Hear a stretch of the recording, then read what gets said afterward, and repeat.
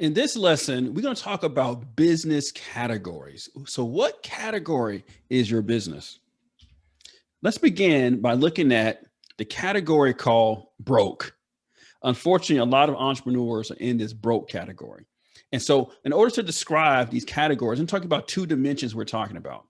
I'm talking about how many customers you have and how much profit you make per customer. The broke category is a person that has a low number of customers and a low profit per customer. This is the broke category. So let me give you an example. Say, for example, you're making t-shirts, and the t-shirts, you're only making $2 per customer as a profit. And so say you only got 5 customers. Well, that means you only got about $10 a month in profits. That's not a lot of money.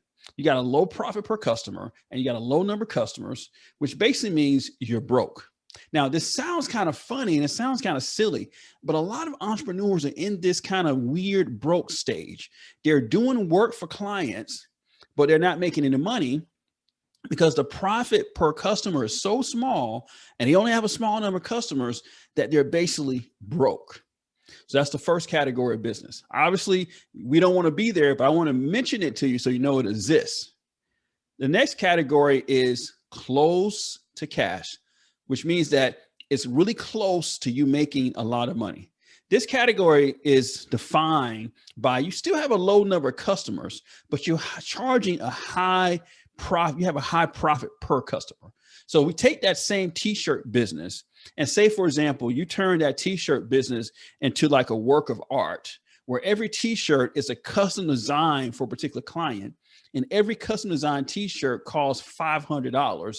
And you're pretty much making almost $500 per client, which means if you still have only 5 clients at $500 per client, now we're in the thousands a month in revenue, right? So we see how it's a difference. We still have the same low number of customers, but the profit per customer is a lot more, right? So that's the close to cash category. Now, I like this category for starting entrepreneurs because you don't have to work with that many customers. You can still work with a small number of customers to learn the art of business, but you're making a lot per customer.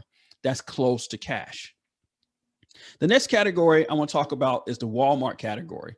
And these two dimensions, Walmart is described by a high number of customers, but a low profit per customer. So we take that same t-shirt business, even though you're only making $2 per customer, but if you got 10,000 customers a month, that's a lot of money. So if you're going to have a low profit per customer, you got to have a high number of customers. And I call that the Walmart model. The last category is called Apple.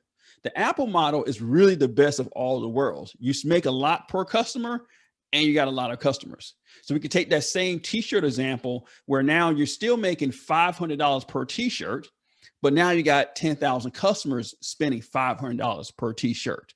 Now you can see why you're in the millions of 6 to 7 figure type businesses, right?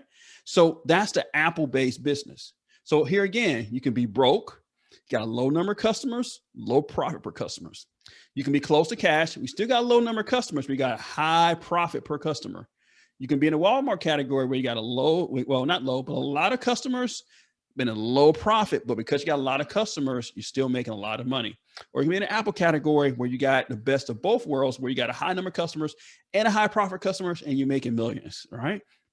So the question is, instead of just haphazardly finding yourself involved in one of these business models, I want you to make a decision and intentionally pick a model that makes sense based on what God is speaking to your spirit.